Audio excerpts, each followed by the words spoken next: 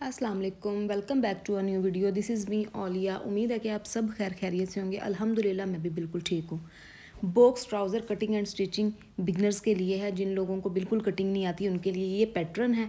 Easy method है, बिल्कुल simple method आप लोगों को बता रही हूँ। कोई भी इसमें अलग से टेक्निक नहीं है कि ये करना है वो करना है, बिल्कुल सिंपल लिया। चले ठीक है, अब हम कटिंग अपनी स्टार्ट करते हैं। सबसे पहले जो है वो हमने एक पैनल रख लेना है 38 इंचज़ विड्थ का, उसको डबल करके हमने फिर अपनी कटिंग स्टार्ट कर लेनी है। ये एक लेग का है, ठीक है। हमने जो अपनी वेस्ट लेनी है वो लेनी है 13 इंचज़, ठीक है। ऊपर से जो हमने 2 इंचज़ छोड़ना है वो हमने इलास्टिक के लिए छोड़ रहे हैं, क्योंकि यहाँ पे इलास्टिक लगेगा। उसके बाद हमने अपनी क्रोच लाइन की लेंथ लेनी है जो है 13 इंचज़ रेडी हमने करनी है, और हमने 14 रख लिया सीम अलाउंसेस के साथ, क्योंकि सिलाई में भी फैब्रिक आता है इसलिए।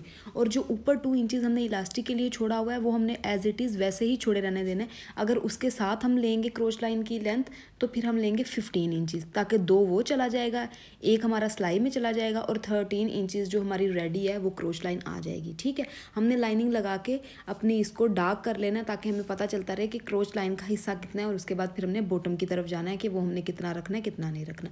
इसके बाद यहाँ से हमने जो क्रोच लाइन है वो थोड़ा सा राउंड शेप कर देनी है, जिस तरह हम लोग अपने कंधे की शेप करते हैं उसी तरह ही। ये इलास्टिक के लिए हमने फैब्रिक छोड़ दिया, यहाँ पे हम अपना इलास्टिक अटैच करेंगे।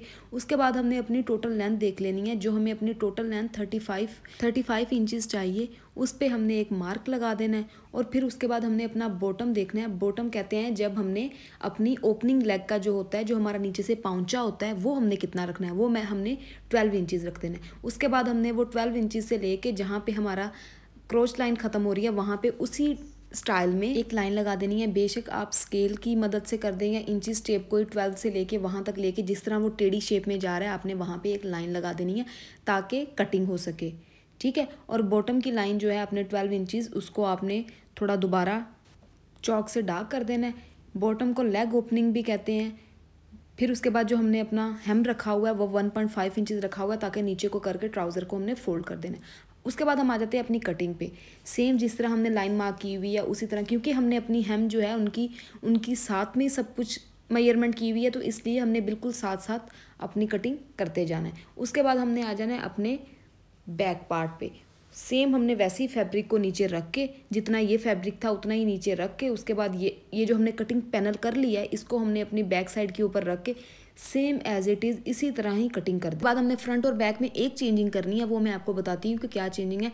जो सिंपल बॉक्स ट्राउज़र होता है उसमें कोई टेक्निक्स नहीं होती। ये देखें, ये बैक भी मैं सेम फ्रंट को उसके ऊपर रख के, फ्रंट के पैनल जो मैंने कटिंग कर लिया ऊपर रख के इसको मैंने कटिंग कर लिया। इसमें जो हमने सिर्फ एक चेंजिंग करनी है वो यही करनी है कि जो हमारा फ्रंट का पैनल होगा वो हमने साइड से 1 इंचज़ लेना है, निशान लगाना है, पूरी लाइन लगा दी है। सिर्फ फ्रंट वाला, जो फ्रंट के 2 पैनल हमारे होंगे सिर्फ उनको हमने इस तरह करना है। जो बैक वाला है उसको हमने नहीं छेड़ना। 1 इंचज़ रख के हमने वो वाली लाइन बिल्कुल कटिंग कर देनी है, उतना फैब्रिक उतार देना है। उसके बाद हमने क्या करना है कि ये हमारा फैब्रिक सीधा है और हमने सिलाइयाँ लगानी है उल्टे पे, तो हमने अपने फैब्रिक को उल्टा कर लेना है। और सबसे पहले जो सिलाई लगानी है वो लगानी है अपनी क्रोच लाइन की। जो हमने 1 इंचज़ कम वाला किया हुआ है उन दोनों पैनल्स को एक साथ उनकी क्रोच लाइन हमने जोड़नी है, और जो बैक वाली साइड है उसकी एक साइड जोड़। अब स्टिचिंग स्टार्ट करते हैं। बस इसी चीज़ का ध्यान रखना है, जो डीप साइड है फ्रंट की वो दोनों एक साथ उनकी क्रोच लाइन जोड़नी है। क्रोच लाइन पहले जोड़नी है, सबसे पहले ट्राउज़र में क्रोच लाइन जोड़नी है। और जो बैक वाला पैनल है जो थोड़ा सा उससे लूज़ है वो आपने एक साथ जोड़नी है। ये देखें, अब ये मैं फ्रंट वाला पैनल जोड़ रही हूँ, क्रोच लाइन सबसे पहले जोड़ रही हूँ, ठीक है। एक साइड होगी, ये हमारा फ्रंट साइड रेडी होगी। ये बैक साइड के लिए मैं क्रोच लाइन जोड़ रही हूँ। उसके बाद मैं आपको नेक्स्ट बताती हूँ कि हमने जो साइड पे सिलाइयाँ आनी है इन दोनों पैनल्स को फ्रंट बैक को हमने अटैच किस तरह करना है। ये देखिए, ये मिड में क्रोच लाइन आ गई, ये हमारे पैनल्स आ गए, और हमने इसी तरह ही दूसरे पैनल को इसके ऊपर रख के साइड वाली सिलाई लगा लेनी है। इस तरह हमारा जो फ्रंट साइड जो हमने डीप रखी हुई है वो फ्रंट साइड पे आ जाएगी, दूसरी बैक साइड पे आ जाएगी। और कभी भी गलती से आप फ्रंट साइड को बैक ना बना लीजिएगा, क्योंकि वो डीप कटिंग होती है जिसकी वजह से आपको उठने बैठने में मसला होगा। बैक पे हिप होती है जिसकी वजह से आपको थोड़ा सा फैब्रिक लूज़ रखना चाहिए, ताकि उठने बैठने में आपको मुश्किल ना हो। सही हो गया। अब चलें, अब ये जो साइड पे पैनल्स हैं वो हम स्टिचिंग कर रहे हैं। दोनों साइडें करने के बाद हमने इसकी फ़िटिंग करनी है। जो इसकी मिड वाली सिलाई होती है, जो मिड में आ रही होती है, जिसमें क्रोच लाइन एक दूसरे के साथ अटैच होगी, हमने वो वाली सिलाई करनी है। वो भी मैं आपको इसके बाद बताती हूँ किस तरह करनी है। आपने ये देखें, ये हमारे क्रोच लाइन का मिड पॉइंट हो गया। उसके बाद हमने क्या करना है, इसको ये मिड से एक दूसरे के साथ बिल्कुल इसकी लाइन मिला के हमने यहाँ से सिलाई करते जाना है और क्रोच लाइन से थोड़ा सा आगे जाके सिलाई को छोड़ देना है और फिर दूसरे बाद दूसरी लेग से स्टार्ट करना है। ये देखें, अब ये मैं आपको सिलाई करते वक्त दिखाती हूँ। फिर उसके बाद हमने क्या करना है, यहाँ पे इलास्टिक अटैच कर देना है और नीचे से ट्राउज़र को हेम कर देना है। चलें ये देखें, ये हमने जो फिटिंग की सिलाई है वो लगाने लग गए हैं। एक पाउंचे से हमने स्टार्ट करना है और अपने क्रोच लाइन का जो हमारा मिड है, ये देखें, ये यहाँ से थोड़ा सा आगे जाके हमने इसको छोड़ देना है और फिर दूसरे पाउंचे से स्टार्ट करना है और एंड तक आ जाना है। कोशिश किया करें ये जो मिड वाली लाइन होती है ये आप डबल सिलाई लगाया करें ताकि ये बिल्कुल पक्का हो जाए और फटने का इशू ना हो। और जब आप सिलाई लगा लेते हैं तो आपने कपड़े को पकड़ के खींचा करें। अगर सिलाई अंदर से टक टक टक टक टूट रही है तो इसका मतलब आपकी सिलाई सही नहीं है, उसकी शेप ख़राब आ रही है। ये चीज़ का ध्यान रख लिया करें। आप डायरेक्ट शलवार जो है या ट्राउज़र जो है वो पहन लेते हैं, फिर बाद में इशू होता है। ठीक है, अब ये देखें, अब ये जो नीचे है ये सिंपल ट्राउज़र है तो इसके लिए हम नीचे से तुरपाई नहीं करेंगे, इसको नीचे से सिलाई करेंगे। हेम के तौर पे हमने इसको सिलाई कर देनी है। ठीक हो गया।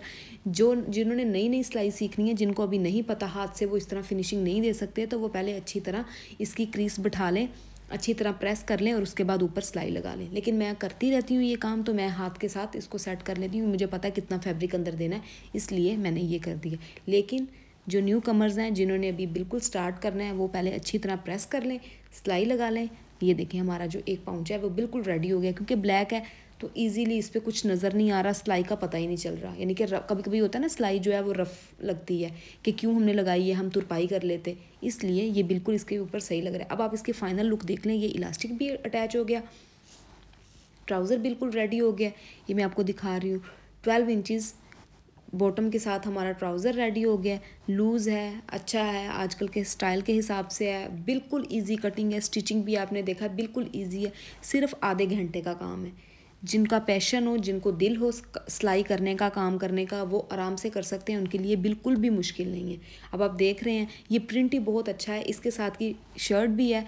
शर्ट मैं स्टिचिंग करके उसके ऊपर जो थोड़ा बहुत एम्बेलिशमेंट करना होगा उसकी वीडियो इंशाल्लाह आपको दिखाऊंगी।